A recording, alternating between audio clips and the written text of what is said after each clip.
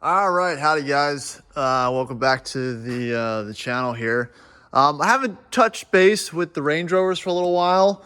My personal silver 89 short wheelbase classic has been at the shop awaiting some new brake lines and a new swivel ball joint seal and whatnot. I haven't really done much with it since I had the brake incident with the Christmas trees a while back, coming back from the Christmas tree farm. I don't know if you've seen that video. Had a brake caliper lock up, I think. So again, I never replaced the brake fluid or anything like that. So we're gonna do the fluid. I'm gonna do these lines here as well. Maybe there was something that got cinched or pinched there that caused it to happen, but you know, it's just a little bit of troubleshooting 101. The other thing that I was going to do is put in the Rover's North suspension upgrade kit that kind of beefs up your panhard rods and stuff in the front here. But that kit, I found out, was they sent me the wrong one. So I need to get back with them to figure out what the mix-up was, or I guess kind of why that happened, so I can get this beefed up and in better shape to maybe do a little more off-roading. But it's been a while since this has been up on a lift, so I was just going to do a quick kind of walk around so you can see kind of the issues that I have with this particular Rover. First and foremost, the rust in the floorboards. Obviously it's pretty bad. Frame and whatnot still looks pretty good. Look, there's my my muffler work. You know, nothing terrible hole-wise in the rest of the frame. Obviously some seepage, but this truck doesn't really leak much oil. You know, there's a little bit on the transfer case and the transmission pan and whatnot, but not too terrible all around.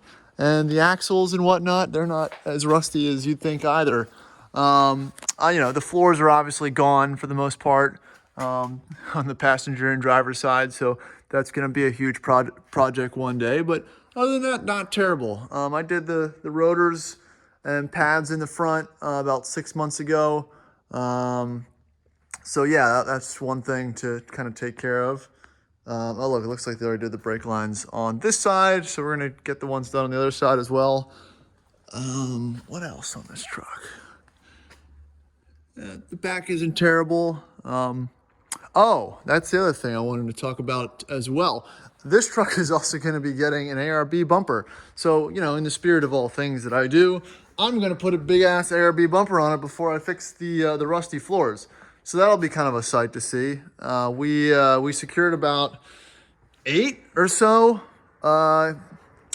classic D1 and D3 ARBs.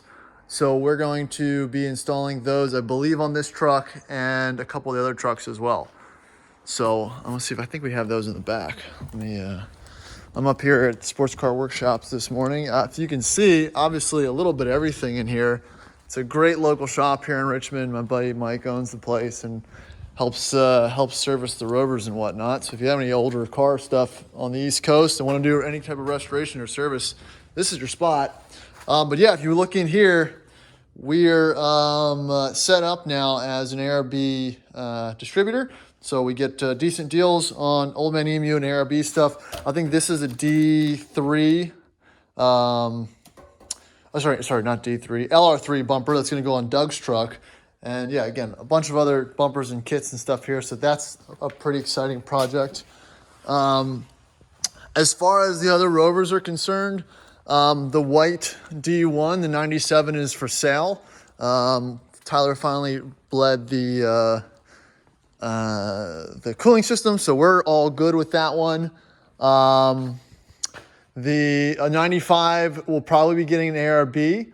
The 95 black short wheelbase, that one's sitting out back as well. And I really think those are really the only two Rover projects. His red one is going to need some service as well. Nothing else on the Zebra Rover or the Roll Rover at the time. It's 18 degrees here in Richmond for the past couple of days. It's supposed to snow tomorrow. So, and as you can see, the shop's full. So we haven't been able to make a lot of progress. Believe me, I haven't forgot about the Rover stuff. It's just not really first and foremost right now. So, you know, the main goal for this truck is to get it slightly more beefed up and not reliable, but just the basics done for a potential off-road trip coming up in a few months.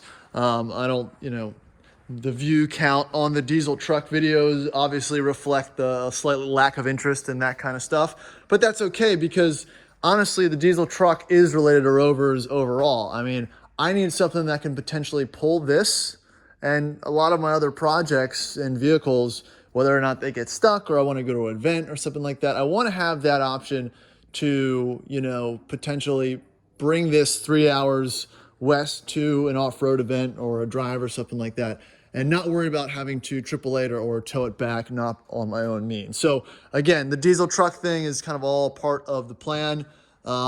It's still about Rovers, but things take time and money, and those are two things I'm a little bit short on these days. So yeah, just again, wanted to give you a quick Rover update on the 89.